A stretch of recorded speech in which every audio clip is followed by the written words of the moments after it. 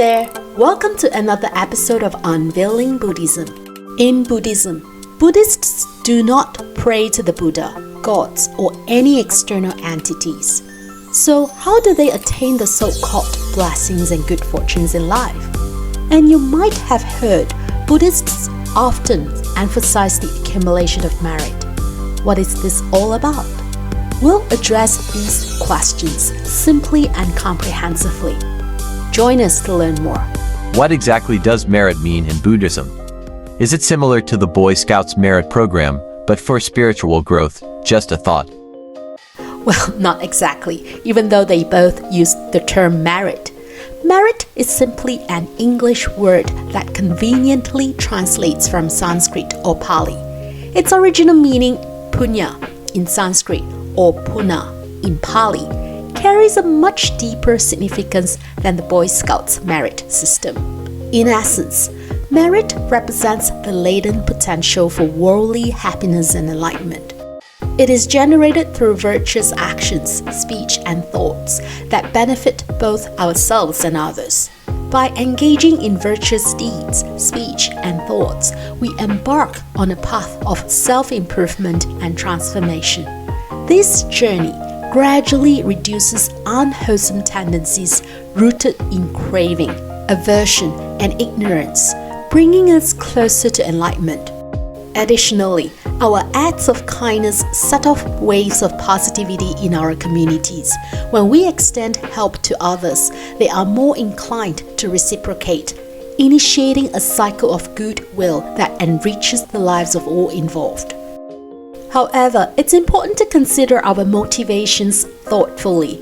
If our actions are influenced by selfishness or hidden agendas, they lose their positive impact. In fact, they might even impede our spiritual growth.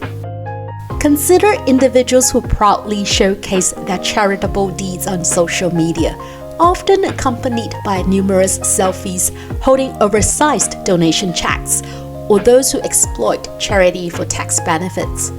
Their intentions may deviate from genuine altruism, potentially resulting in karmic consequences in the future, as such actions stem from ego or greed or other negative thoughts. So while blessings and fortunes may seem elusive, they are in the reality attainable through genuine wholesome deeds, speech, and thoughts. How can we identify which meritorious actions will bring about specific outcomes, like career advancement, improved health, or well-behaved children? The pursuit of merit aimed at specific worldly gains demands wisdom and mindfulness. Cultivating this wisdom involves studying and applying the Buddha's teachings, which offer insights into the qualities and actions conducive to particular successes and blessings. Ultimately, wisdom enables us to create favorable conditions for realizing our aspirations in a practical and grounded manner. In the pursuit of merit, it's essential to reflect on our motivations. While it's natural to have personal wishes or goals, overly attaching them to our meritorious deeds may limit their potential. Imagine planting a fruit tree but pruning away all branches except one. Similarly, when we engage in meritorious deeds solely for personal gain, we limit the vast potential of those actions. That is why some Buddhists prefer not to harbor specific wishes when performing wholesome deeds. This approach fosters a profound sense of contentment and faith in life's unfolding.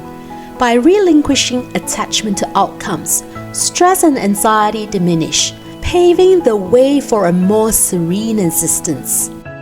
Furthermore, when our motivations extend beyond self-interest to include the well-being of others, the scope of our merit expands.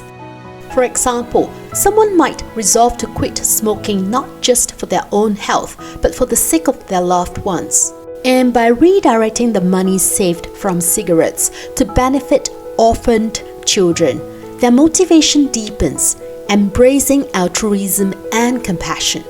Cultivating such altruistic motivations is a crucial step on the path to enlightenment, the ultimate happiness sought by Buddhist practitioners. Is there a particular type of action that tends to generate the most merit. Absolutely. According to the Buddha's teachings, offering the 4 requisites, robes, alms food, dwelling places and medicines to the monastic community is considered one of the most meritorious acts. Monastics play a crucial role in preserving and disseminating the Buddha's teachings, thereby benefiting society as a whole. In ancient times, this meant physically offering food, clothing, housing, and medical care, thus fostering a close-knit Buddhist community spirit. In modern times, many choose to support dharma-abiding monasteries by donating money instead. Wouldn't that make the monastery ultra-rich? Not always. The Buddha encouraged monastics to share any extra resources they may have, and many of them are actively involved in meaningful social initiatives, such as offering medical assistance and supporting orphanages and schools. Besides material donations, volunteering and performing small acts of kindness are also meritorious.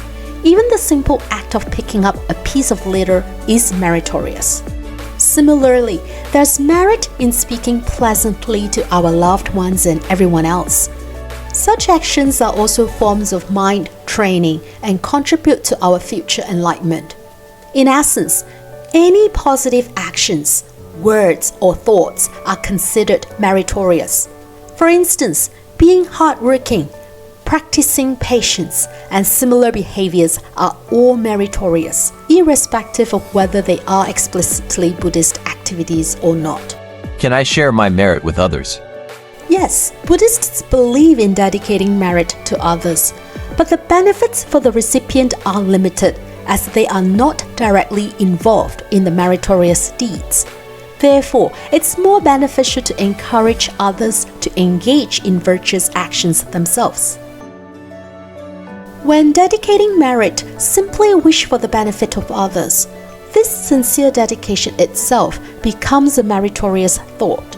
But beware, accumulated merit can be compromised by engaging in harmful actions, speech, or thoughts.